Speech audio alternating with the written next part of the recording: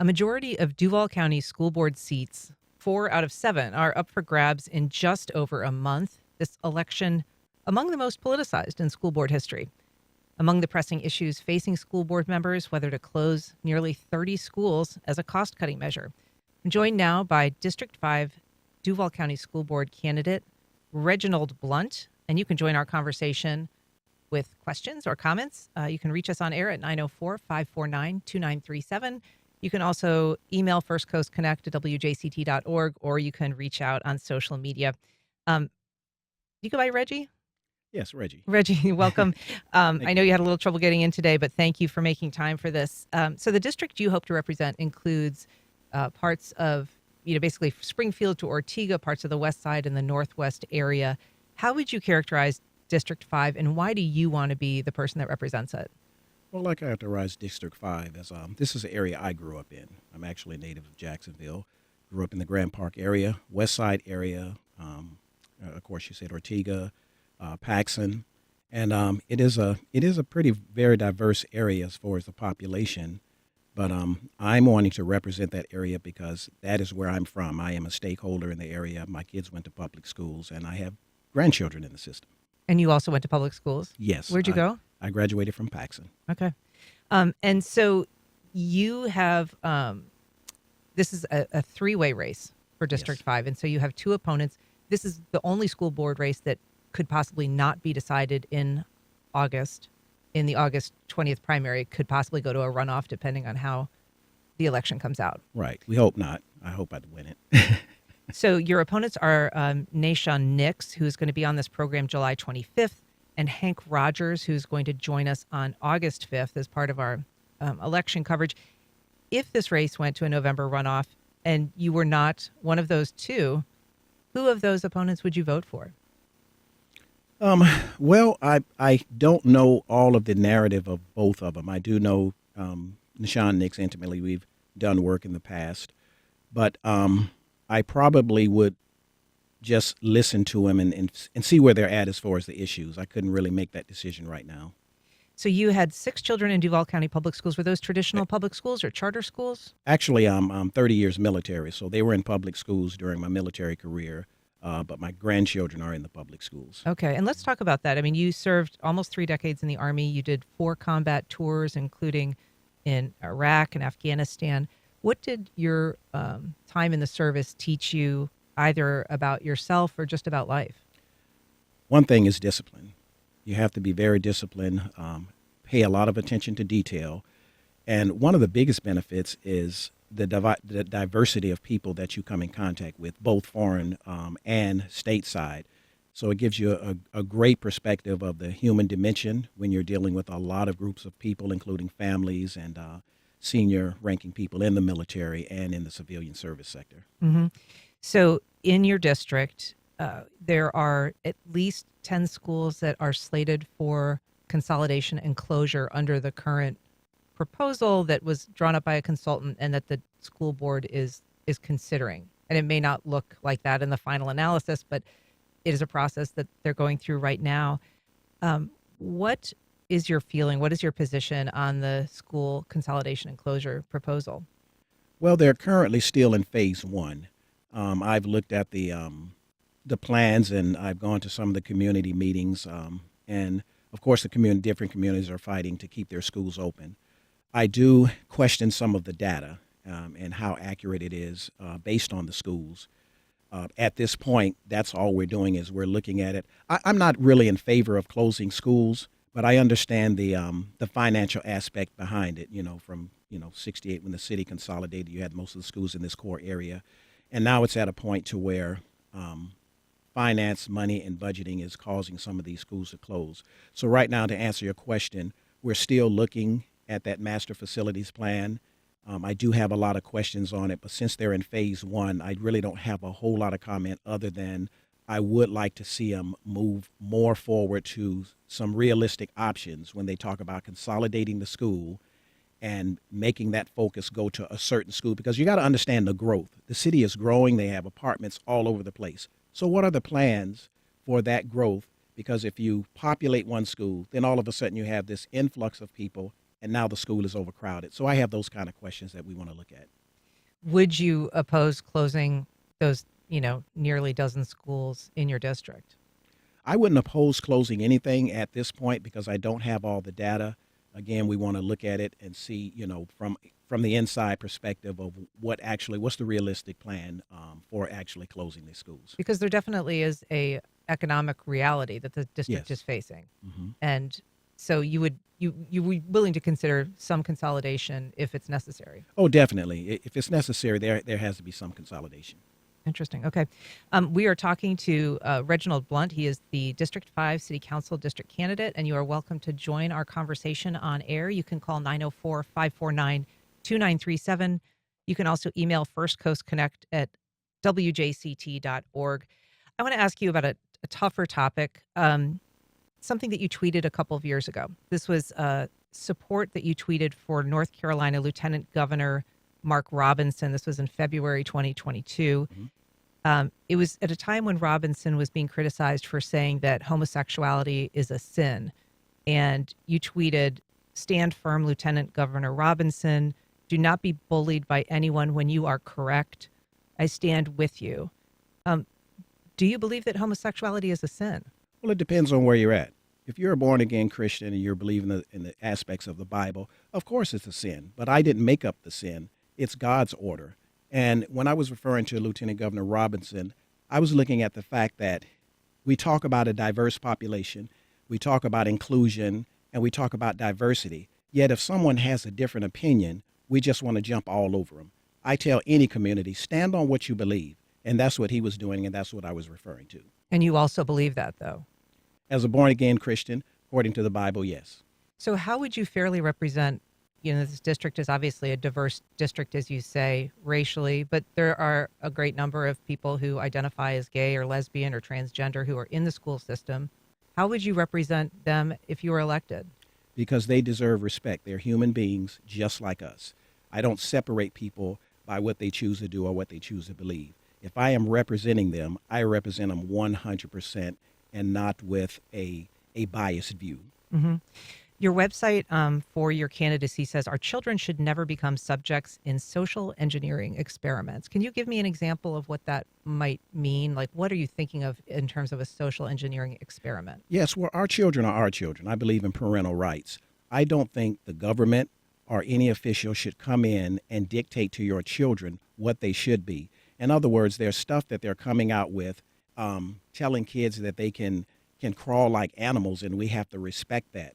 That's a part of social engineering, and that is absolutely ridiculous. We're not animals. So why would you put out books telling kids that because you can be what you want to be, this is acceptable? I don't think that's acceptable. What exactly are you thinking of in terms of something that would be acceptable in a book? Well, what do you mean as far as what you're saying what's acceptable? Oh, I guess I'm not clear on when you're saying that you would read about something in a book and tell students that that's acceptable. Oh, what I mean is when we start pushing things like adverse behavior to what human beings are, like you would not have a child crawling around in a classroom because they think they're a cat or they think they're an animal. That's, to me, that is not acceptable because they are in school to learn how to function in a complex society in this world, not to get into a social order of trying to engineer them to think a certain way. I don't think that's right. Are you referring to something in particular? I guess I'm not familiar with. Well, if you look at some of the literature coming from the Department of Education, and I don't have it in front of me, they have these things that teachers have to respect students if they feel like they're a cat or feel like they're an animal, and we can get those references that you have to respect that. And that's not a place for children. We're supposed to be rearing our children to be good citizens and to be productive in our society. And when you're telling them that they can crawl around like an animal in a class, now if you're at home, you can do what you want to do. But when you're in a classroom setting, that can be so disruptive because the other kids are looking and saying, what is going on? And I just don't think that's good for our society. And that's a instruction for all children. It wasn't like a special needs kind of circumstance. Oh, special needs? No, No. I don't think so. No, Okay. not special. No. So there's a lot of political voices in school board debate today, probably more than ever. Moms for Liberty is one particularly vocal, politically active group. in the school sphere right now. What is your position on that group, and what is their position in terms of your candidacy? Well, first of all, I'm not a part of Moms for Liberty because I'm not a mom. The second of all, this is a group, I know some of them. This is a group of women who are very passionate about their children, especially being mothers.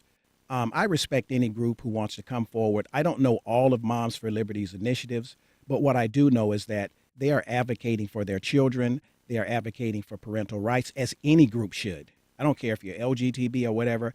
You have a right to advocate for your children, to have the best education possible in school. And if there is something that the school is pushing in education that they don't agree with or is not right, and this will be depend on the individual. If they see it as egregious, they have a constitutional right to rally against that, like any group does in this country, since we're a free country. And I think one of the concerns that often surrounds Moms for Liberty is that they're often pushing for rules that apply to other people's children, so that they're asserting their rights, but in ways, particularly when it comes to the exclusion of certain materials or books, for instance, from a media center, that is a rule that then applies to the entire population of that school and other people's children. Okay, would it simply be Moms for Liberty? Is it any other groups? Because a lot of groups do the same thing. So I guess you're referring to, is their narrative, should it be dominated in school? Should it be the dominant topic in school?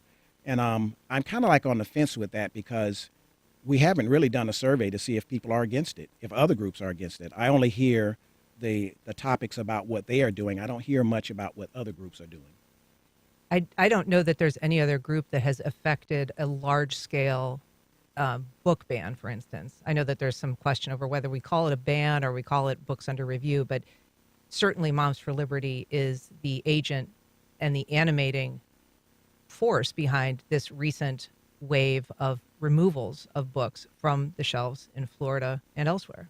Okay, I don't think we should call it a book ban.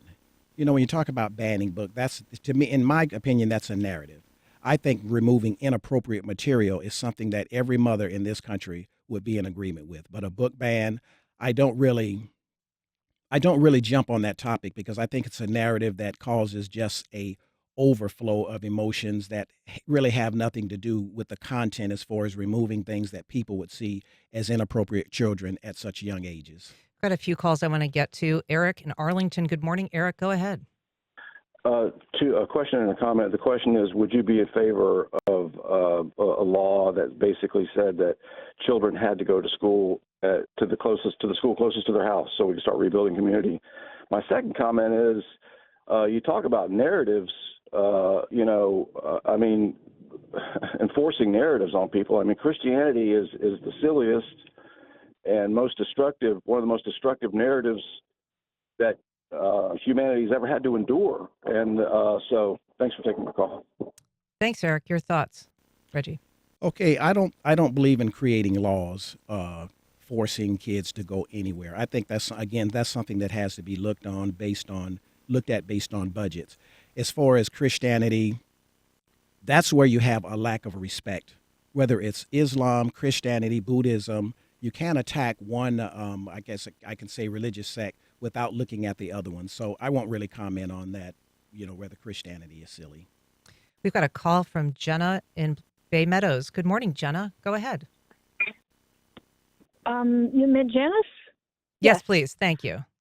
Okay. Yes. First of all, our monotheistic religions carry the same foundations and many of the same holy stories in each holy book of each religion, which is Judaism, Islam, and Christianity. And if your minister doesn't know that, I'm sorry, but he needs to learn it. Also, and they should be inclusive, not exclusive.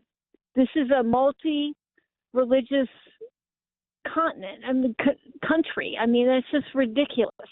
Also, we should be able to vote on what books are banned. They shouldn't be just decided. It's ludicrous that they've banned all these books. If you don't think children learn things in schools that teachers and their parents aren't teaching them, then you're crazy, because they most certainly do.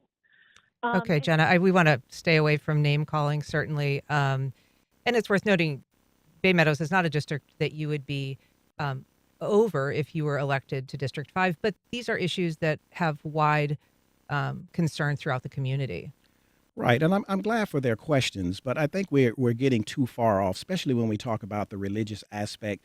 That can go way out of line. I'm not understanding what she's saying about all of the different religions. I actually quoted on that and saying all of them should be respected. And as far as the books, again, I've never ever quoted book banning. I said inappropriate material. If they had, for instance, if they had a book that says we're going to teach first graders how to poison their parents, and they have it in cartoon form, would we actually want to do that if the kids want to see it? Because kids are emotional. And if we had a book that said, here's how to poison your parents, Johnny, and he actually does it, would we say, well, that's material that it's okay. Two parents are dead. We don't want things like that. We want to be able to teach. In other words, we need to stay to the basics of education. When we start infiltrating all of these different doctrines and things into education, we're starting to get way off track, and we're starting to create maybe a generation of something that we just don't want to see. Got a call from Omar in Duval County. Good morning, Omar. Welcome to First Coast Connect. Hello. Thank you for having me. I was one of Moms for Liberty's agenda was to change the narrative of Black history to say that slaves benefited from slavery. I wanted to hear how you feel about that. Okay, well, first of all, I don't have any knowledge of that. That I'm getting a lot of Moms for Liberty questions. And in fact, like I said before, I'm not a member of Moms for Liberty, so I can't comment on everything or every subject that they have put out. And unfortunately, I can't even comment on that. But if you're talking about history, I think history in America, I think Black history is American history, and we cannot dispel that. But when we talk about, is this group getting rid of it, is that group getting rid of it, I really can't comment on that because I don't see all groups and what their narrative is. Well, it's, Florida state law right now, basically, that if you are teaching something that makes someone uncomfortable, and that includes difficult topics like slavery and enslavement, that you're not supposed to teach them. And so what is your feeling, broadly speaking, about a law that prevents some teachers from teaching about the history of slavery in a way that they feel is necessary and appropriate? Okay, well, first of all, I'm wanting to know what law are you talking about that says they can't teach it. From the paperwork that I've read, I've never seen anything that says you can't teach history. In fact, like I said before, Black history is American history. We built this country. We built the Panama Canal. We built Washington, D.C. 400 years of slavery enriched the country. I think that should be taught and learned. But I don't think it's exclusive when you talk about Black history as opposed to everyone else's history. I don't believe in taking away any history. So if that answers your question, that's it. We've got a call from Ruby on the north side. Good morning, Ruby. Go ahead. Good morning. I've been listening to the conversation, and I've been listening to every comment that Reginald Blount has made, and I am for him 100%. I won't have a chance to vote for him, but if I had a chance, I would, because I like everything he has said, and I like the fact that he's taken a stand, and of course his military background is excellent. But I like everything that I've heard him say, and I could tell that he has no problem taking a stand. Ruby, thanks so much for your thoughts. Thank you. You're obviously out in the community a lot, doing some public appearances. I believe you have one tomorrow. Just want to ask you about briefly, you're endorsed by a group called Stand for Jackson. We've talked a little bit about the role of religion and in your philosophy. Stand for Jackson is a group that says, on their website, it says, there is no area in which God's word should not be our authority. And I'm wondering, does that align with your thinking? Do you think that religion, God's authority, should play a role in public schools? Well, listen, again, when we're talking about religion, if you are a Christian and God says, go ye into all the world and preach the gospel to every creature, he said to everyone. That means you share the gospel. But if you notice, he didn't say, take a stick and beat them with it. He didn't say that. He said, just share the gospel. And that's what we should all do. LGBTQ, they share their narrative with everybody. All of these groups, Jasmine, they go out and they go in the community because they believe in what they believe. Islam does the same thing. So we have to be mindful that we are a free country and we can exercise what we believe. Mike in Riverside, we have just a few seconds. If you can quickly go ahead. Yeah, hey, thanks. I would just like the candidate to clarify his comments earlier about children crawling around like animals. Is his issue with imaginative play for the youngest grades, or is it echoing continually debunked claims that children are identifying as animals in schools and using litter boxes? Thanks. Just briefly, we've got to wrap. Okay. Well, no, listen. The basic education is what the school system is for, and that's it. Math, science, reading, arithmetic, and technology. Everything else is just too much. Reggie Blount, thanks so much for being on today. We appreciate it. There is a full candidate forum at Edward Waters College, Tuesday, July 6 o'clock, and I believe you'll be there. Yes, I will. All right. Thanks so much.